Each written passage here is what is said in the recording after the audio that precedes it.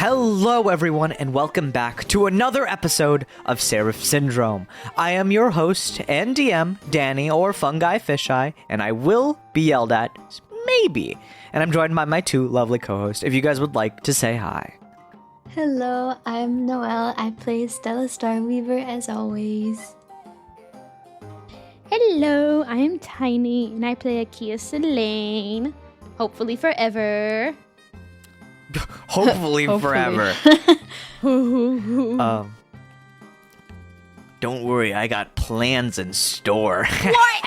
I think that makes me worry.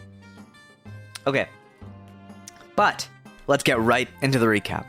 On the last session of Seraph Syndrome, our party split up across the city of Leyden, looking for information on the old kingdoms, and specifically the old gods.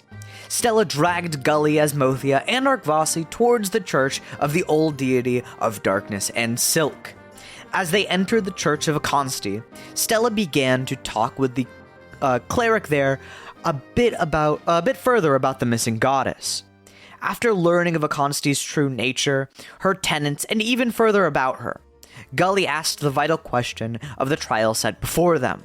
Stella learned that, like the weavers of old, she could assist Asmothia by taking the trial for them, weaving something intricate whilst also in the dark, and with her heart on the line.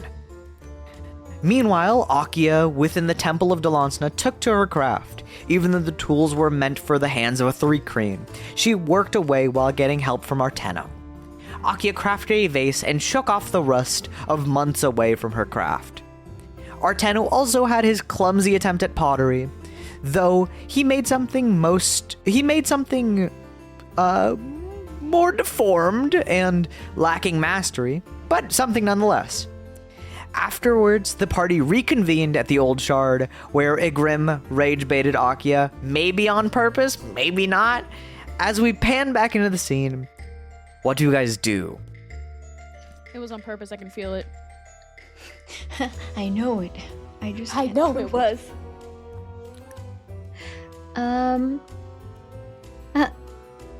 How long has this day been? You guys have been going for like about the whole day. You've dragged yourself to the city of Leyden, sailed across the sandy dunes, and have even made your way down to the third floor. We've been busy. Of Leyden. You've been very busy. Asmothia actually chimes in, and goes, "It's getting rather late. I don't know if you guys would like to get some rest or something."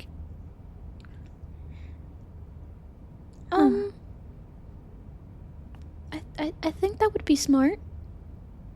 Right? All right. I think so too. All right. If it's fine with you, I think tomorrow may be the last day that we can afford to give you in peace before we venture downwards. You can walk around the city of Leyden as much as you want, okay? Oh, okay. Thank you. Mm-hmm. I'm sorry for even placing that restriction upon you, but I don't know how long everything's gonna last. I would like to get the jump on this. It's quite alright. We knew what we were coming here for. It's not any of your fault. Thank you all for showing me such humility. If you would like, you can rest in the town, or if you would like, you can come to the castle and rest. Oh, to the castle? Oh. Yes. Oh. That would be nice. That sounds delightful. Okay, so we could head down there. We're at the third ring. This is the antiquarium. I don't know if I told you that. But down below is where my grandfather built our castle. The rulers of Leyden reside there for generations. Oh. Oh, how wonderful. I can't wait to see. And I think Arkvasi opens the door for you guys, and the cool, crisp night air wafts into the room almost immediately. It's very chilly out here. Not as chilly as it is above there, but cold air is slowly sinking down, almost visibly because of how deep down you are in the earth. It almost looks like mist is trailing down from the heavens. Something you do notice immediately is this sound of chirping crickets that echo around the cavern. And a new cycle of Leyden begins. You see that there are wisping green lights buzzing about the middle of the darkness, flying overhead and even far across to the other sides of Leyden, their wings humming as they fly. Oh, how beautiful. Leyden keeps itself alive at all hours of the day, even at night. Wow. Leyden is truly a beautiful place. Mm-hmm. You can see why we are so inclined to save it. So much history. Oh, of course. And I'm only inclined to help. I understand how important that is. Asmothia nods. This is also going to be my first sleepover, so that's going to be awesome. A sleepover, yes! I just had my first one. They're very fun. You see the giddy Asmothia begins to run forward towards the carriage as Arkvasi sits on it.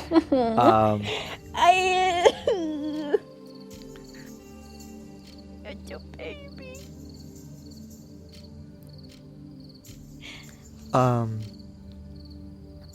Gully kind of looks around the open air, and he just says under his breath, Truly marvelous. Truly. Even though I might die here, at least this place is really, really interesting. Oh, don't say that. Please? No? I hope not to die, but, it might happen.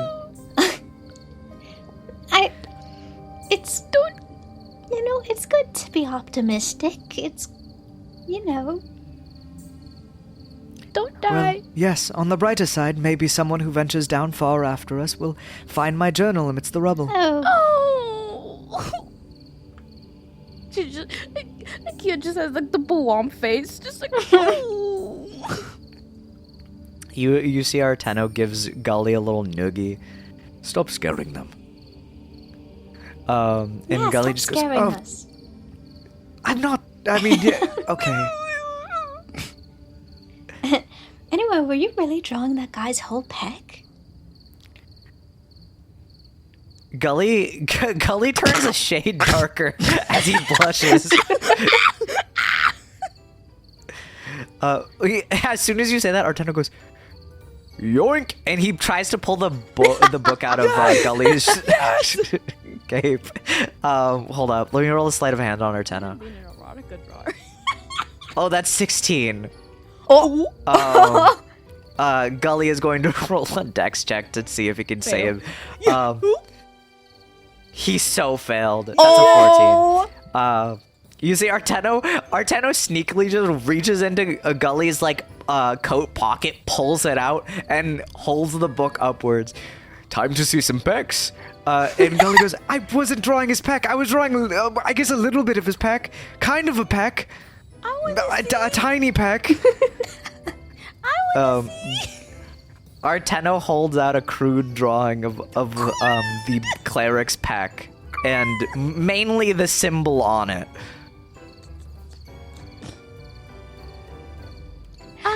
So it wasn't the whole peck. It's part Yeah, of it? exactly. It was a bit of peck. Tiny, Just a tiny. little bit of It's peck. for accuracy. It's nice though. I see the vision. Nice pack. Thank you. I suppose it was a pretty nice pack, yes. Quite nice. Arteno just slips the book back to Gully, and Gully just you see he rubs his like fuzzy little ears in embarrassment. They droop down slightly. Oh, I need him! Ah! Give him to me! Give him to me! But while Gully's tail is tucked between his legs, he crawls sadly into the cabin of the wagon. And I'd say you all get your seat within this quite cramped cabin, and Arteno, Grim climbs on top. Oh, of course he does. Yeah, and the cape he is flowing climbs in the on top. goddamn wind. How do I huh? look as cool as possible? Yes. Ah, I hate him. How do I look awesome? As you guys begin to trail downwards across the city of Leyden, another hit of this rumbling of the earth causes the entirety of Leyden to shake and quake as sand begins to pour down along with the cooling mist of the dunes. You see as rubble begins to crumble, like even at this close to the underground, you see as chunks of rock, like large rock, comes crashing down onto the city paths. Oh my. And the wagon actually has to steer around it. And are you guys looking around? Yeah. I would say so, yeah. As you look around, you notice that the further you go down, as soon as you leave the antiquarium, you see that there is, well, you don't really know what leaving the antiquarium means, but there is kind of this gate that you guys begin to pass through. You see chunks of the gate are bent downwards, rock and debris next to it. And you notice that there are buildings other than the buildings that you guys have investigated thoroughly. They are in ruins as chunks of rock, and these powerful quakes and murmurs of the earth tore them apart, brick and debris across the flooring.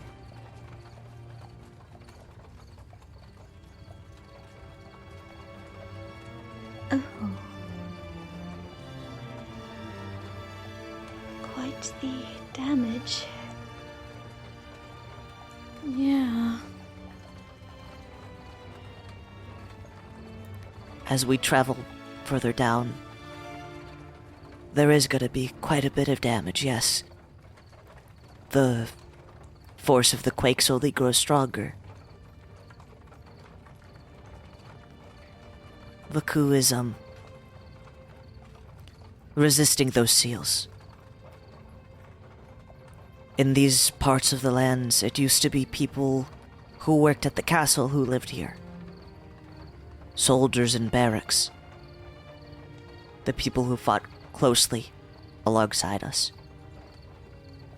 But the quakes ended up having them relocate on to the floors above.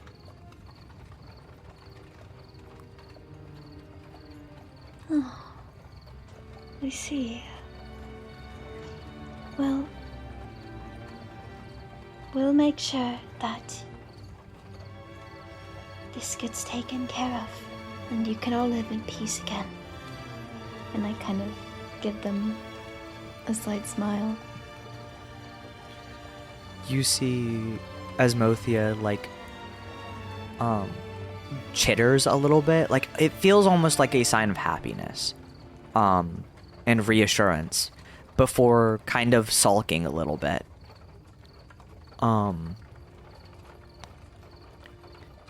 Artena goes, It will be a tough fought fight. However, I can assure you, Asmothea, these people are some of the strongest I've ever seen, and I trust them and their skills within the trials. By the way, Artena turns to Akia. we forgot to ask about the trial. Oh, you forgot to ask about the trial. I almost you're did too, I right. can't even lie. I got so caught up on the pottery, I forgot. It's all right. I can go and ask about it while you guys check out the city. Really? Of course. Thank you. Oh, well, that just sounds wonderful. Oh, by the way, I think I've noticed something as well, since we're airing out all the details, like pecs and stuff. Oh. Gully looks up at you guys. I've noticed something strange. You guys don't seem to be getting any of the ichor on letters or sending them to the blood letters. You guys know you're supposed to do that, right? What? I just kind of look towards Aki a little bit, and then look back. The what? Oh no. What? Oh! What were we supposed to do? When we defeat a foe in the blood letters, you should send proof of the Seraph that you've killed and we'd get a reward. Right, we're Where's the supposed to Grim? be getting paid for that, aren't we? Where's the Grim? Up Hey, top, Grim's I on believe. top of the wagon. Is there a way for me to stick out my head to talk to a Grim? Yes. A Grim? Grim looks down at you. Have you been sending the letters to the blood letters about the enemies? He shakes his head. Oh! You know, a Grim doesn't do these things seeking reward. It's very like him to leave it to us. So you're telling me we've been doing all this for free? Maybe. In an altruistic sense, yes. Yes, it's altruism, but also saving potions. Keeping ourselves up, not dying. Double. God! Gully should pinches know. the bridge of his nose. He's done this longer than us. We're new. The Beacon of Hope does not care about money, I guess.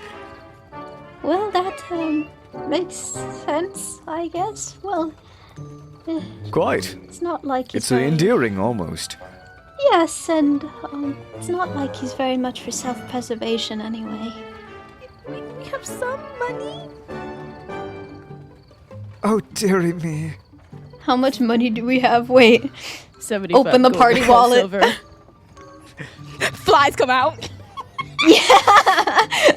Yeah, Scylla, you rummage through the bag for the party coin purse, and you end up seeing that there is 75 gold in there. Okay. Yeah, we still have a bit of money, and we have those potions that we found from before. Yeah. And I have Stella, it. one of those potions is moldy. What? It could work. Is it? It's just the container, right? I mean, you could just like pour it without like making contact with it, right? We have 2 good ones. 3 good ones. I also have this potion that Arco bought for me. Yeah. It makes you resilient to stuff, I think. You think? Maybe. Yes. Well, okay. Yes. No. It just does that. I gotta train. Grand. We could get some more stuff. Well, at least whatever Ica Vaku is made out of should pay us sufficiently for all of the other hell that we've gone through. I we send pull the out the letters arcane now? canister for a second. You see Gully instantly jumps back just checking like a it. cat. Just okay. It's good. I put it back.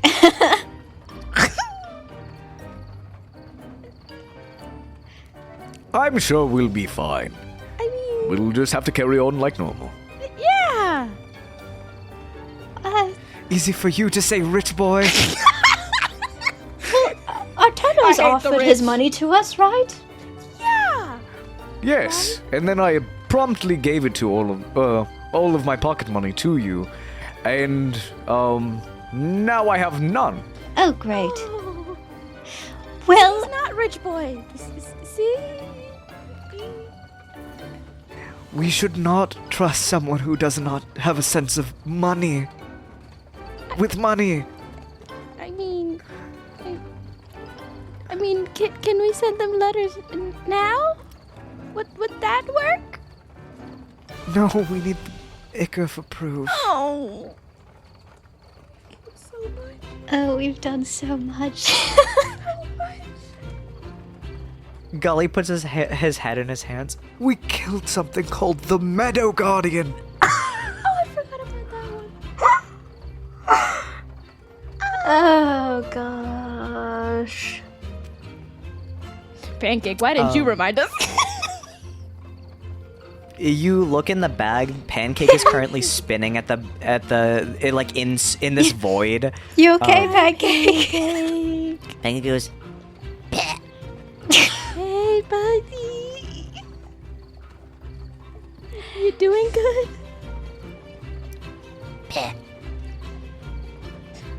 He's doing good. if it's rewards that you guys want, Layden will cover anything that you guys need for going down there. So there's no need to worry about prices. If anything, if you put together a little list for us, we can get you pretty much anything you need. Really? You see Asmothea nods. Save for magical items. I don't know if we could acquire many of those, but, we can give you anything else. Oh, maybe we aren't fucked. Wonderful, thank you. Asmothea, I want you to know that you are a saving grace and light on this world.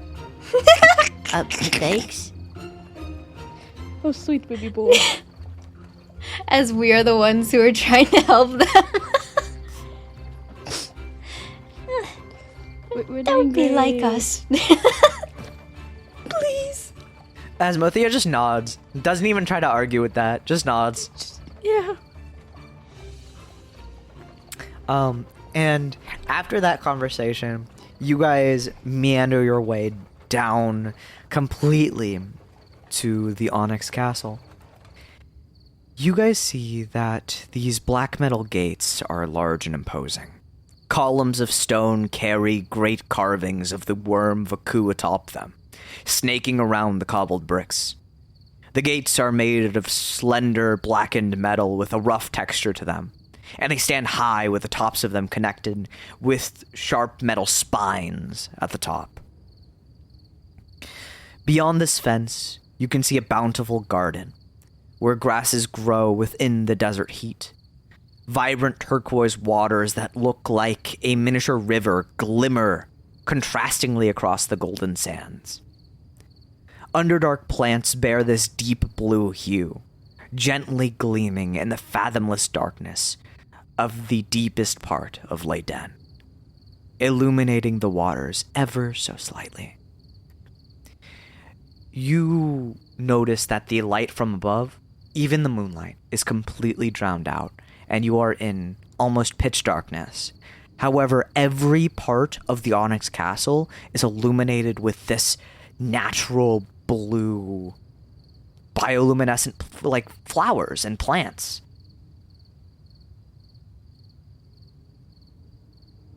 Oh, wow. Oh, so lovely. Hey, Gully, what are those? I believe we saw those in the other Bloodletter base, in the grove. Hmm. Those were in the druidic habitat, yes. Those are Underdark flowers. I have no idea what kind of flowers they are, I haven't really studied that. But they produce a hue so vibrant and blue that they bloom in the darkness. That's why some caverns that have them are as bright as stepping out during the day. Wow.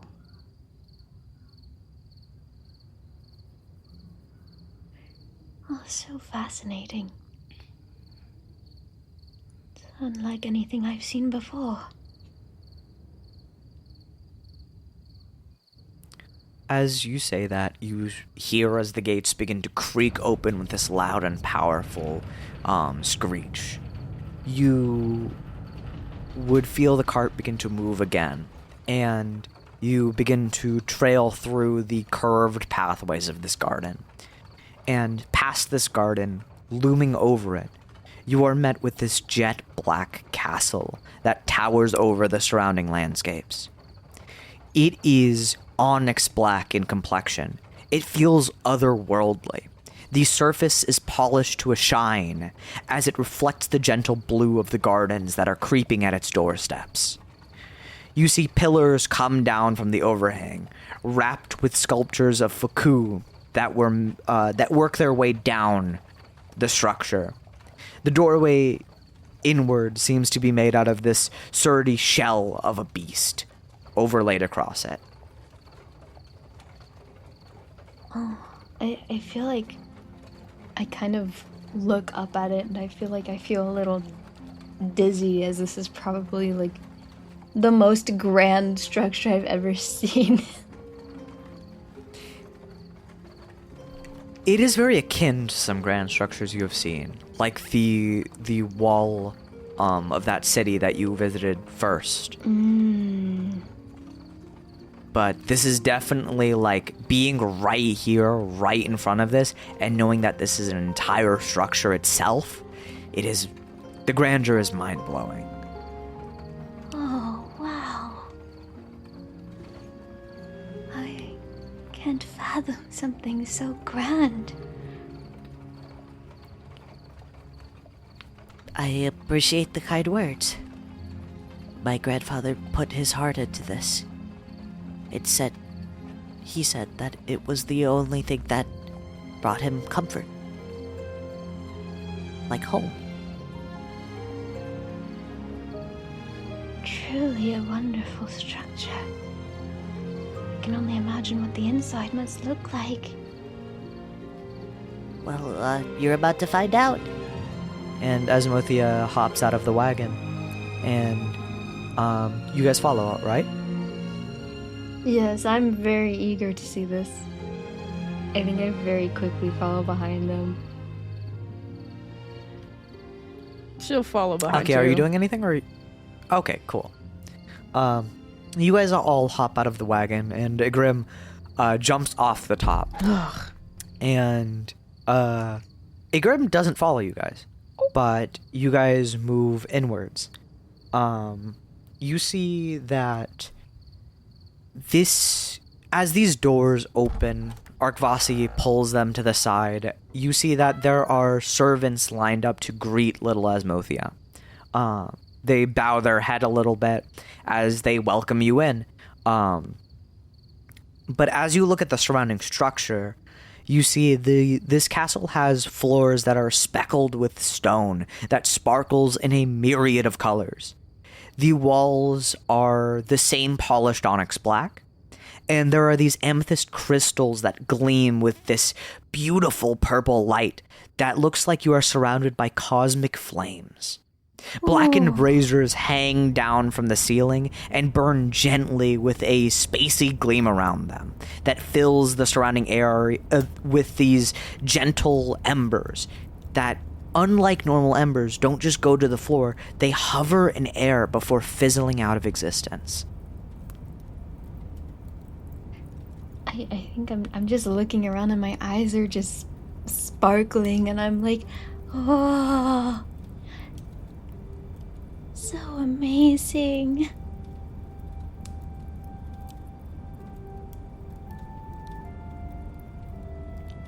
Well, do you guys want your own rooms, or would you like to stay with me?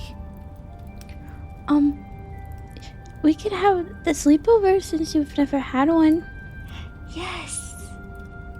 We could have snacks and we could hang out together and, talk. Yes. I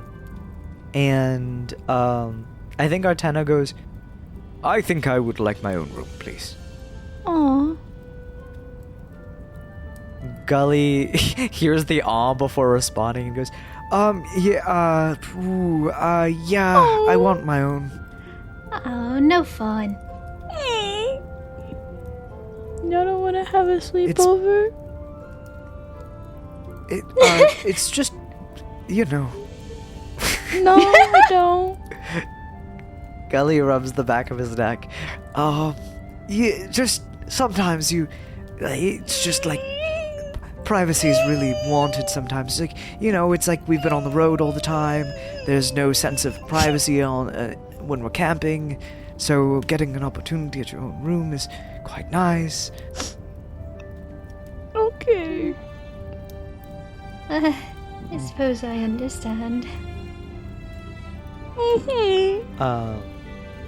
It's okay. Yeah, you guys, It's okay. you both would not have a sense of privacy because of the ways Nope. you've grown Yeah, up. actually, yeah, that's perfect. All right. We'll have our fun. Gully nods, and a couple of servants take Arteno and Gully around the castle to where they could find their own resting quarters. But you guys follow Asmothia. And you guys would be led up these staircases, and you move through doorways that are flooded with this similar holographic texture. It almost feels like everything is iridescent, spacey and rainbowy. Several doors lead upwards and press against the seamless walls. They stand in stark contrast to a white and opalescent quality. You guys would also see that there are paintings that are hung up on the wall as you guys follow these staircases upwards, following Asmothia. Ooh, I'm looking at those paintings. As you look at those paintings, you see there are two paintings. I'll ask you which one you want to look at first. You see that there is a painting of a beautiful three-creen woman and a stout-looking three-creen man. The three-creen woman. You see a beautiful three-creen woman with long, flowing onyx hair that drifts down the sides of her ivory white carapace. The large shells on her back has given way to this complete and full wings that fan out like that of an angel. Her eyes are soft and bearing a glossy depth, very much like Asmothia. Her exoskeleton wears a particular strength to it, interlocking like a myriad of muscles. Oh.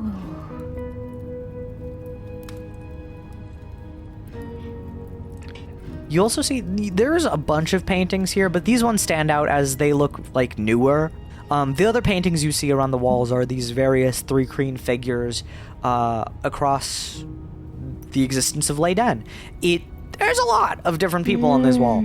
The largest one being a photo of a very burly and gruff-looking stag with all black scales and a quality of spaciness like the amethyst around you. Ooh. Ooh. I think I kind of go to say something for a second, but then I kind of hold off and I just keep walking behind.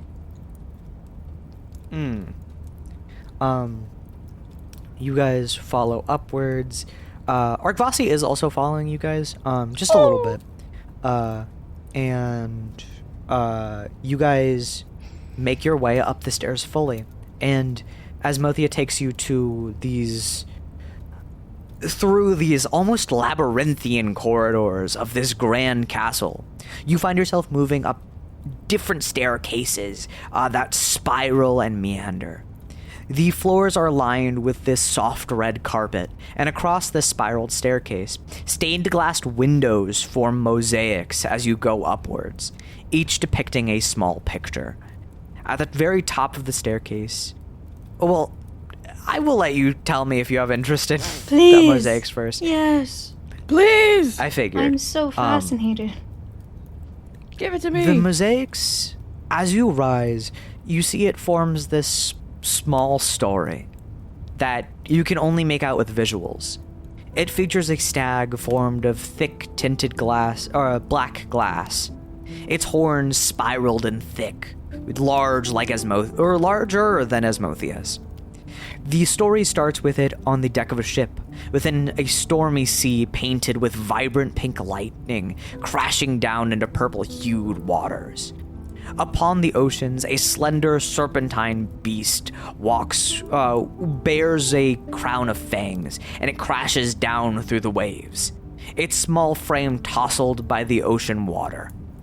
The stag reaches outwards and retches the beast out of the water. He nurses its body back from a grievous wound. As the worm grew in strength, the stag and the beast fell downwards into a deep hole, with nothing but black within. As you continue upwards, you see the worm drills beyond the stone, crashing beyond barriers, striking deep into an abyss. As the stag reaches its hand outwards, there are three crane that reach upwards as you reach the end of the staircase.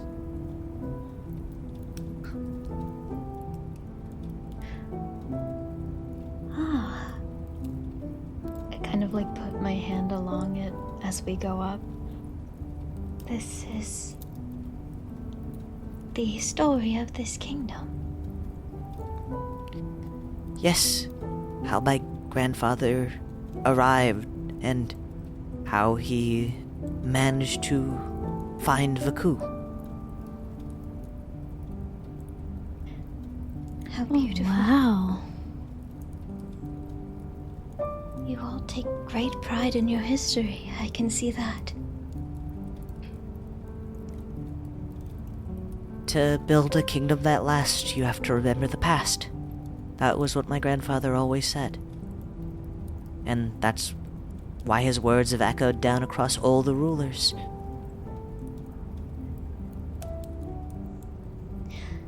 I see. The rulers being the ones in those paintings. Asmothia nods.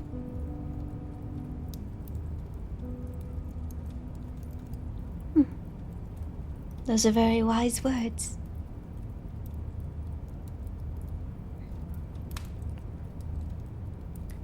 And at the top of the staircase, you see a double door made out of shed worm skin. Braziers that gleam with a vibrant purple flame, shedding that gleaming ash from them. Asmothia opens the door, and you see Arkvasi stops, following you guys for a moment. Arkvasi looks over at Asmothia. Rest well, my princess. And rest well also, our new companions. Oh, thank you. Thank you. You as well. Mm-hmm. Arkvasi gives you guys a nod, and continues downwards, leaving you guys to rest with Asmothia. Yay. And Asmothia walks in and goes, So this is, the royal room. It's where we'll be staying. What's it looking like in here? As you enter the royal quarters, the room is filled with splendor. A large bed that sits in the center of the room that is so large that you could fit at least 12 Asmothias on it and Whoa. be comfortable. It is a huge bed, excessively so. You see the roof of the royal quarters seems to be a star chart carved with gold and the speckled blue tones of lapis lazuli. Yo. Interest peaked. Interest peaked. As you observe this star chart at the top, in the center of the roof, A gold band of text in an unfamiliar language ensnares a lapis horn that spirals downwards. And Oh. Akia, I you was can just about to read say. the text. Akia, can you on read there. that?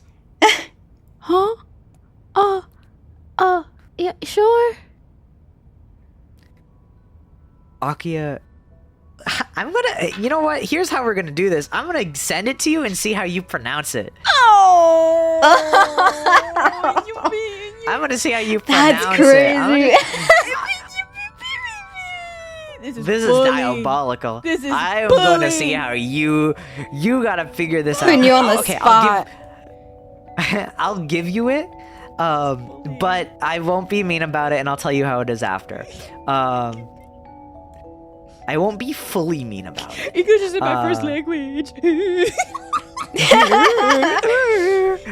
Okay, here you go. This is what you see.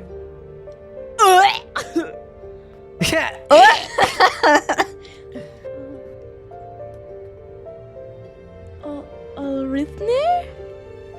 Oh, that's actually bang on. Ooh. Good job. Okay, yes, you see Ulreknir.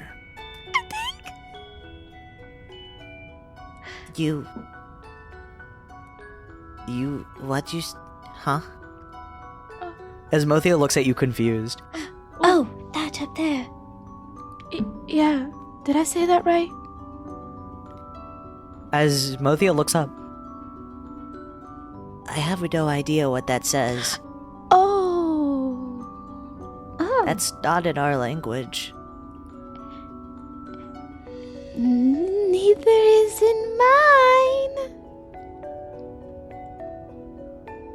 Oh. The only one who's able to read that now is Mama. But And as Mothia looks down. I'm gonna kill myself. I'm gonna jump off. Well, does Ulrithner mean anything to you? I'm not too sure. I don't know what that's about. I just know that my great you know what, my grandfather, he had an admiration of the stars. He felt out of place without them. That's why he built the castle this way. He would say often, and I was told this by my mama, but it makes him feel at home, or it made him feel at home.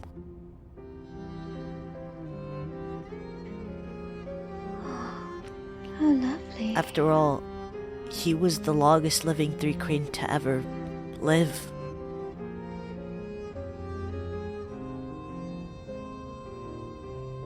There's a lot of mysteries about Grandpa.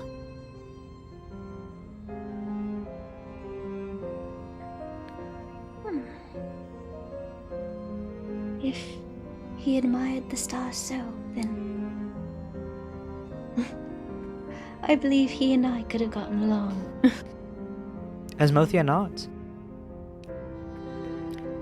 Grandpa didn't die until about a century ago. Oh. So, he raised all of his children himself, and his children's children, Oh, wow. and he taught them all the love of the stars, and what they hold. Oh, that's so beautiful.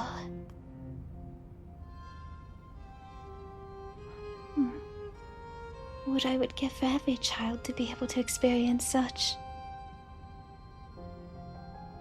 As Mothia nods.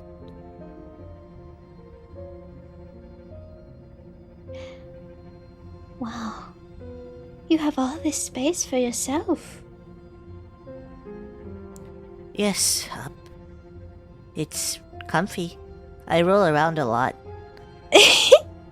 He's so me. It looks quite comfy. I heard that grandfather built this bed because he loved to roll. Oh. Oh, it's so cute. But as Mothia takes a seat on the bed, is there anything you guys would like to do, or would you just like to call it a night?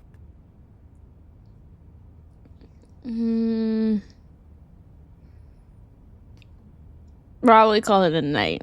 At least for a Q. Probably call it a night. She tired. Tired. It has been a very long day. No.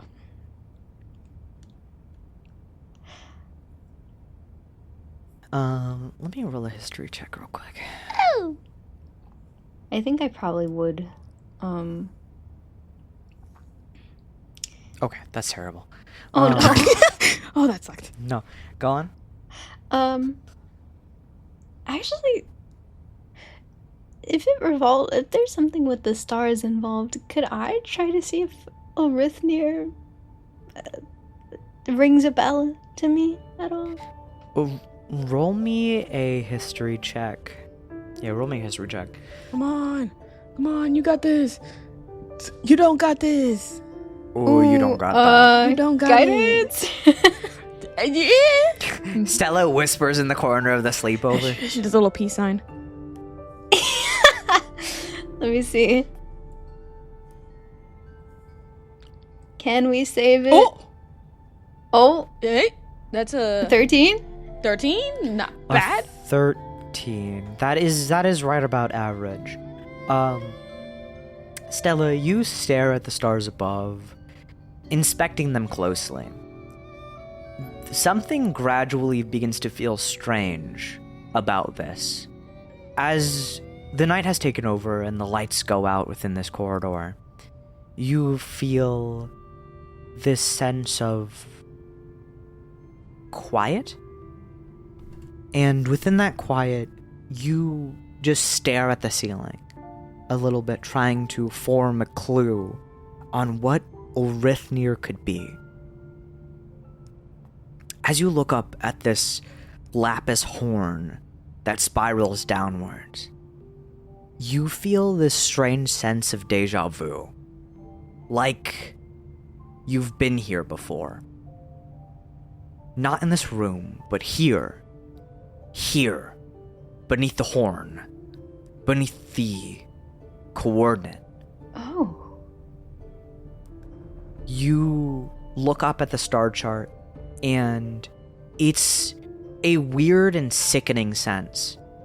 But you see, oddly enough, the star streak begins to stop in place right beneath that horn. Oh. I kind of observe it a bit as it stays in place. I walk around it a bit. I noticed that it does this every time there's some involvement of home. So I wonder if it's relevant to Kirin somehow? But I'm not sure what Orithmir means.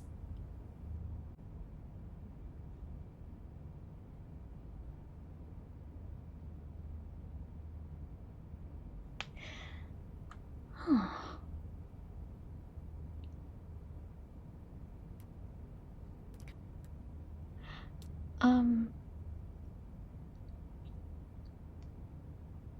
I I feel like I notice it kind of reacts to my thoughts and feelings sometimes.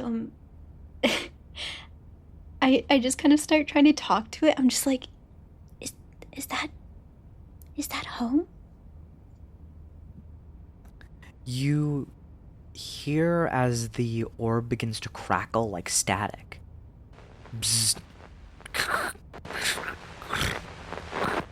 and you hear a muffled, almost voice through the star streak. Oh. I try to put my ear close to it to listen closer. Roll me an investigation check. Holy hell. Ooh. That's a 14? Ooh. Okay. Guidance. Yeah. Guidance. Gonna need some more info on that. Okay, 15. That works. 15 total? Yeah. Okay. Do you have a heroic inspiration?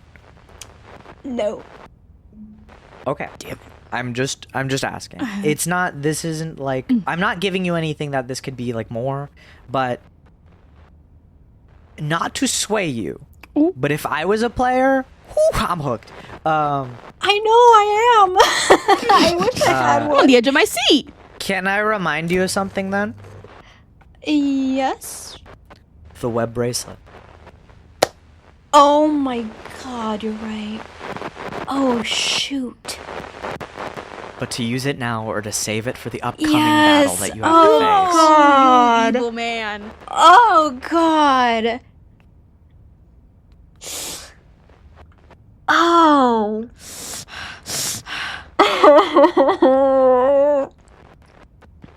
Damn it, I have heroic inspiration. Ah. Hmm.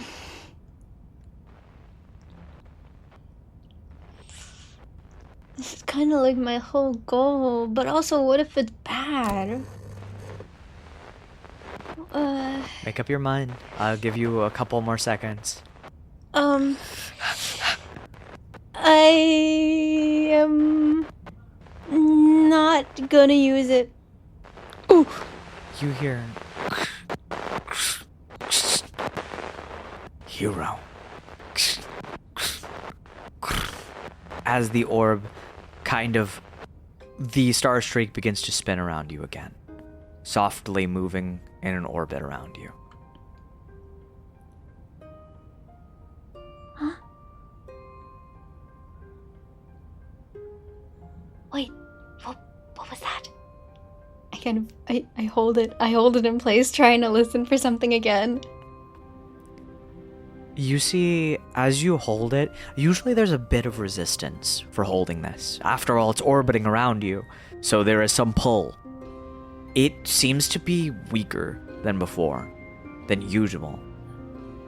And it spins weakly, so you just hold it. You stop it, it doesn't do anything, it's not making any noises.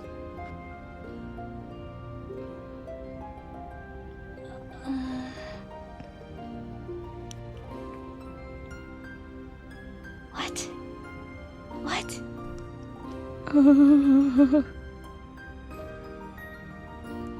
Hero? Who was that? I'm trying to shake it, trying to get something out of it. You see the star streak just glimmers in your hand. As you are left to wonder what hero can mean.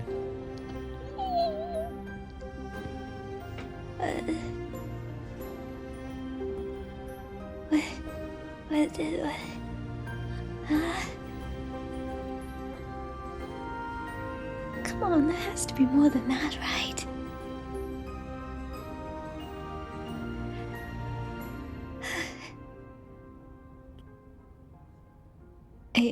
My heart is racing. I'm sweating. I'm so shocked.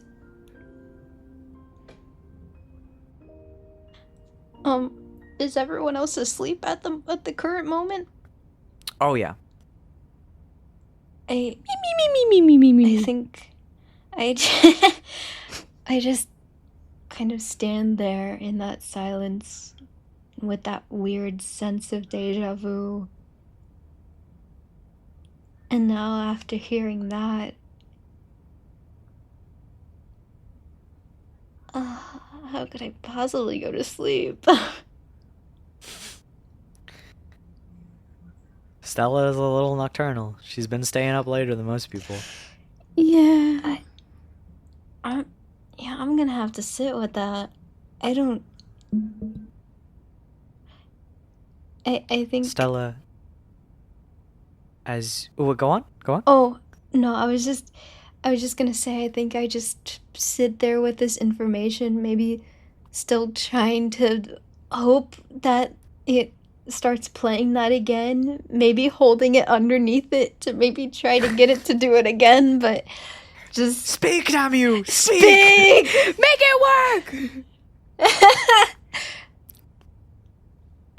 But probably to no avail. Yeah. You sit there for however long you want. I'd say 4 hours because you have to sleep in 4 hours. Yep. Um, Yeah. You hold the star streak above. You stare at it intently. You see your reflection within the crystals that poke out of this rocky exterior. And you hear nothing, unfortunately. You can even feel like I would say you are definitely poking around it. Roll me an Arcana check. I'll let you get one more check on this. Oh my and then god. You go to sleep. Okay. God, if you're out there, please. Okay. Oh. Guidance. Functionally. Okay, go ahead. Let me have this. Ooh, Oh! did that land on the 4? Oh Yes. shit. Wait, what was that? You got a 17, a 4. It would be 21. 21. Yeah. It took us way Okay. too long to add that. I use Stella. my fingers. It was 21? Yes. You garner while looking into the star streak. You can see very visibly that it is depleted in arcane energy. It is drained. It is almost dry. It only has enough power to be floating around you right now and to channel your magic through it. But it seems whatever phenomenon that was, whatever event just took place in front of you, seemed like it fundamentally drained energy away from the star streak or whatever powers the star streak.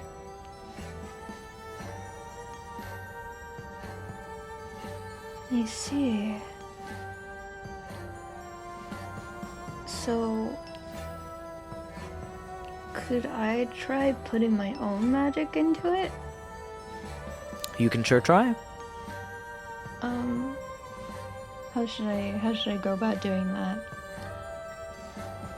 Like, Easily enough, you actually are understanding the way that the flow of Arcana feels. When you're casting magic, you don't really think about it. It's intuitive. It's a part of your being. However, you have recently acquired the ability of channeling magic through objects and more in the way that wizards do, through steering the ship. So, yes. what you will know is that this is spending Arcana in spell slots to fuel and nourish this. Okay. Now, here is the thing with this specifically. With the 21, I'll just give you this information. This is going to be detrimental to you to try to get that much magic back. This is an object that is fueled with magic, right? If you do this, it is going to take not your spell slots from tonight, but your spell slots from tomorrow. Ooh. Okay. And by that, I mean it's taking all of your Arcana from this day. All your first level spells, all your second level spells, and then your second level spells from the next day. Oh. Okay. Because you know that this is a potent magical artifact. Yes. If you wish to do that, I will let you. So, the rest of today and by the time And we the start. next day. That's when you're going to be exploring the city for a bit. Okay. That shouldn't be bad.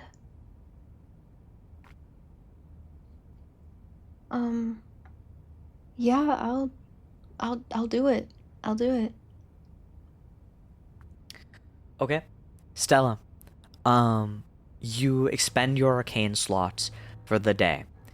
You push your body into overdrive, and you feel as you kind of innately draw magic in all the time. It's how your body works.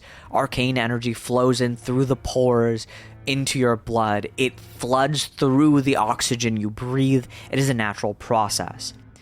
You push your body and squeeze and try to force magic into you and push it into this orb. This is detrimental to you. So, are you down to take this risk? Yeah. Yeah. Okay. I'll do it. Stella, roll me a Constitution saving throw. Oh, good lord. Okay. Do I get guidance on that too? I don't think guidance works on saving throws, does it? No. Okay, so Damn it. Constitution saving throw. Ooh. Come on. Come on.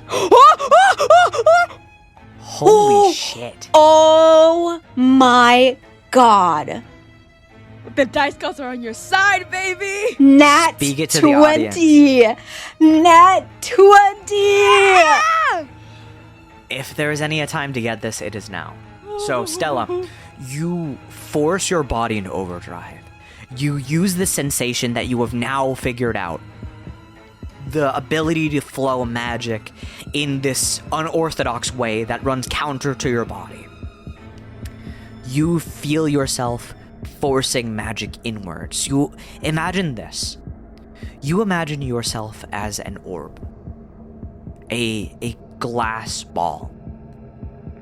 That glass ball has pores in it, almost like stouts that come off the sides, like an alchemical flask. What flows through it now is this blue liquid. It runs through from a pipe connected to the world. And the other side, a red liquid. You tap into the red. You push it through. It comes down this glass pipe, flooding into your body. There's a third channel on this orb, the one that goes to the star streak. You flood effectively both sides of this arcane energy. You feel yourself begin to sweat. You feel yourself begin to tire and exhaust. It is physically demanding on you, to the point where you can tell that if you didn't pass that saving throw, you would have gotten 4 levels of exhaustion. Instead, you are getting 2. Okay. One of those will go away tonight when you rest. The other will stay for the next day. Okay. You Okay. imagine this glass orb being filled with both of these liquids. They slosh and mix together. However, they run concurrently. As they meet in the middle, they push downwards through the vial, and you feel the vessel begin to crack. You feel an instability within your magic. It feels like you are ripping apart from the inside and coming apart. Oh. Your body is screaming in agony.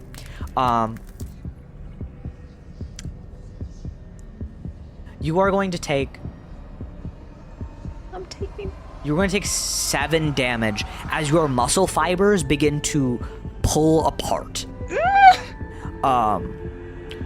As you stretch this muscle that you have never done before.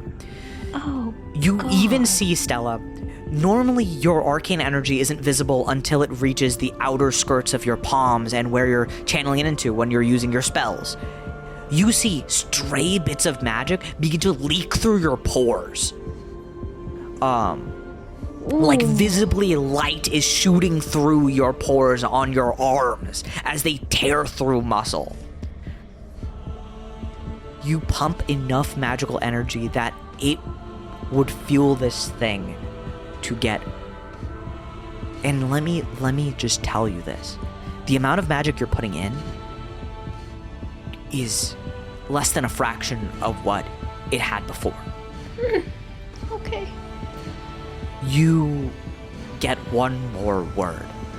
While you are channeling, while you are straining, while you hold this tightly and fill it with magic, the rock begins to crack, and you hear, Hero, Themis. And then the orb drops to the floor. Your body physically feels so heavy that you can't stand up anymore, and you fall backwards, crashing against the tile.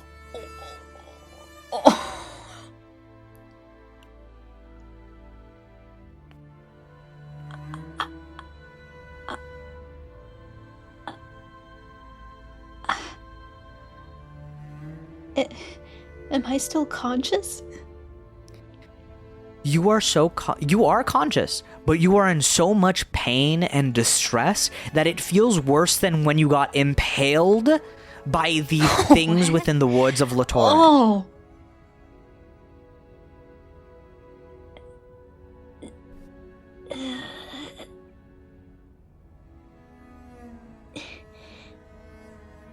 I very weakly tried to lift myself up off the floor. You can help yourself a little bit. Your body shakes, you tremble, you feel utter agony as your muscles literally feel like you have done the most exercise in your entire life. It literally feels like you are being pulled apart. You can even feel like this sense of magical anemia. Like your body is depleted to an extent where your surroundings become dizzy.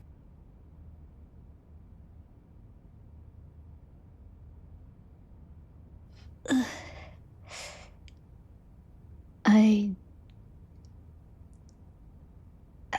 guess I'm just going to try to crawl into bed. You pull yourself up. You grab the sheets and you pull and wrench yourself upwards. It is a draining task, almost as if you are climbing a mountain. But you pull your body up past the bed and you end up laying down halfway onto it, but enough to fall asleep. I'm passing out like that. Oh, God. Yeah. You also notice that the orb does not sit around you. The star streak sits on the floor beneath the sign of Varulkne. Oh, okay. Yeah, I guess I'm just in so much pain that I instantly just am out the moment I hit the bed. Okay. As the next morning comes, you guys can take a long rest. Stella, give yourself 1 point of exhaustion, and take away all of your second level spells. So How many second level spells do you have? I have 3. Does it affect my 3rd level spells? Yeah. Oh, gone. All of it gone? Okay. All of it gone. 3rd level, 2nd level gone. Okay. You are rocking with 1st level spells only for the next day. Cool. As the morning comes, Akia, you are the first to rise, and you see Asmothia is sleeping with their butt facing the sky. You also see Stella sweating, laying half on the bed, and with this expression of agony. Oh, no. I think she grabs whatever cloth she can find on her, and she's like patting her dry. patting her dry from her sweat, looking visibly concerned.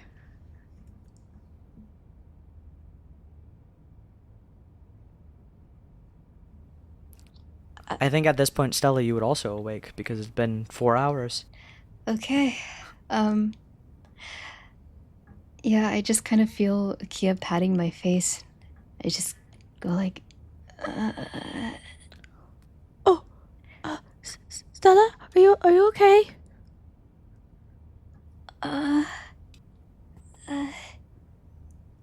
am I still in agony? Oh yeah, your body feels like it. Genuinely, it feels like it has been torn apart. I try to like push myself up a little bit, but then just feel this intense pain. Like I imagine it like a really bad like cramp, Yes. like everywhere. Yes. It's like pushing yourself on a workout the day and then the day after. Yeah, I instantly just fall back down in pain. Oh. Stay down. Stay down.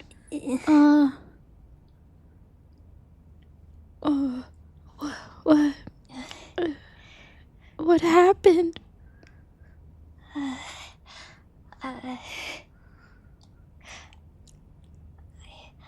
I heard something from the star streak.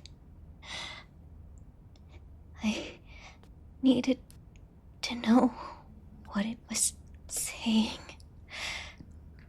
Oh, you and your curiosity.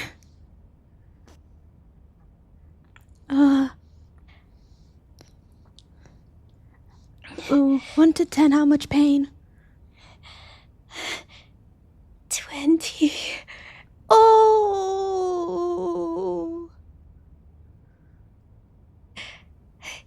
This is the worst pain I've ever felt in my life.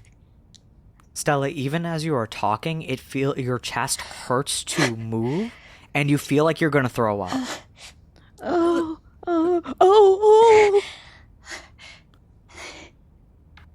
I'm okay. I'm okay.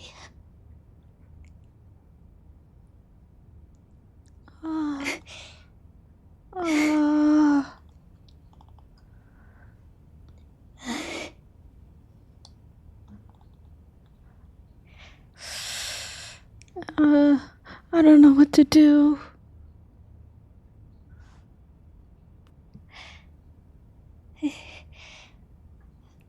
I think I may have made a mistake. Maybe. I think Akia helps her so she's fully on the bed, so she's just completely rested. Okay. Thank you. I think you should stay here for today.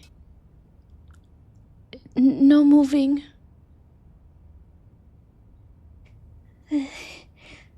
Oh, I really wanted to see the library. I can go for you. I think at that point, Asmothia would wake up, and they would kind of hear this while in and out of consciousness.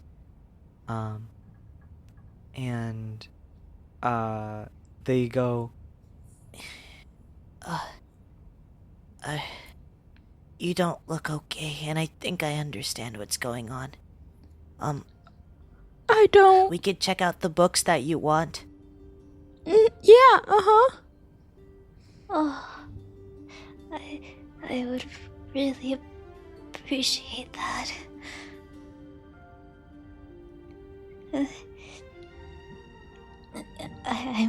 I'm sure by the time we have to fight, I'll be right as rain. Oh, I hope so. Stella, I want you to do something for me also. Can you add yourself the poison condition? But this will not be poison. This is mana sickness. This is arcane sickness. All right, I did it. Hey, do this for me. Thank you. Poison. Oh! Great. Lovely. Just, I'm just showing you how bad of a move this can be if you did it again. Don't do it. I'm good. I got You got a taste. enough information out of it. I'll ask my dad about it one day. After Papa. But you get some rest here. Yeah. We'll make sure to bring you back some stuff so you don't feel left out. Thank you. I'm sorry. As Mothia shakes his head, or their head. Sometimes I get really sick too, and I can't move. And it's the best thing to just take a nap. Mm-hmm. I think I'll do just that. Thank you. As Mothia does not know this is your fault.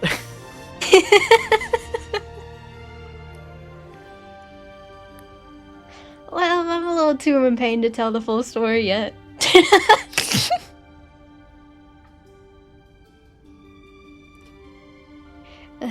I will be dwelling on it. Well, shall we get going, Akia? Yeah. Yeah. I'll make sure to send some attendants to tend to you, okay? Thank you.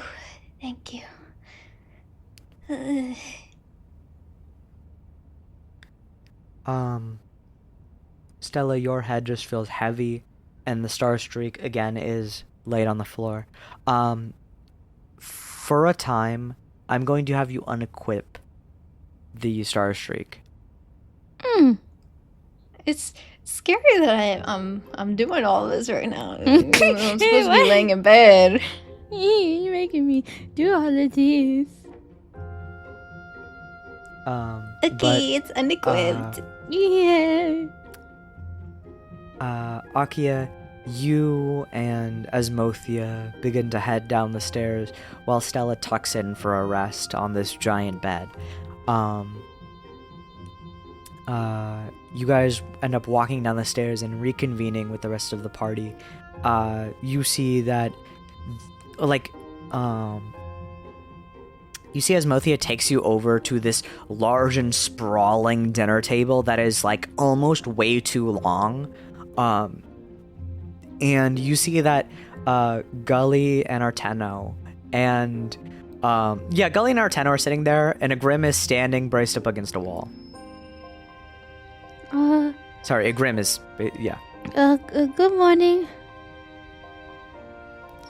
Good morning. Was everything well last night? Well, for me, yeah. For Stella, no. Did anything happen? She's in a lot of pain. I don't really know exactly, but she did something with her what is it that she calls it? Her star streak. Yeah, and it didn't end good. So she'll be laying down for the rest of the day today. Simultaneously, at the same time, you hear Arteno and Gully have different responses to that. Arteno goes, "Oh, I get it," and Gully goes, "Why would she?" And they just look at each other. Yeah, you would agree. Yeah. Curiosity calls. Ignore it. I do hope she's alright, though. No. Oh. If no one was curious, we would not get anywhere as a people. But yeah, she's gonna She's gonna stay because she's in a lot of pain. I think she said a 20 out of 10. Not good. Oh, goodness. Yeah. Don't worry, I already sent attendants over to tend to her while she rests. Mm-hmm.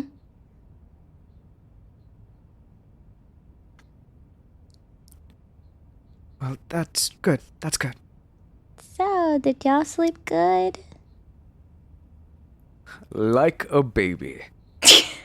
Swaddled in warm sheets and That's treated with the finest of milks. Oh. Oh, did you have some cave bug milk? And Arteno just goes, he just like pauses for a second. Oh, what? And goes,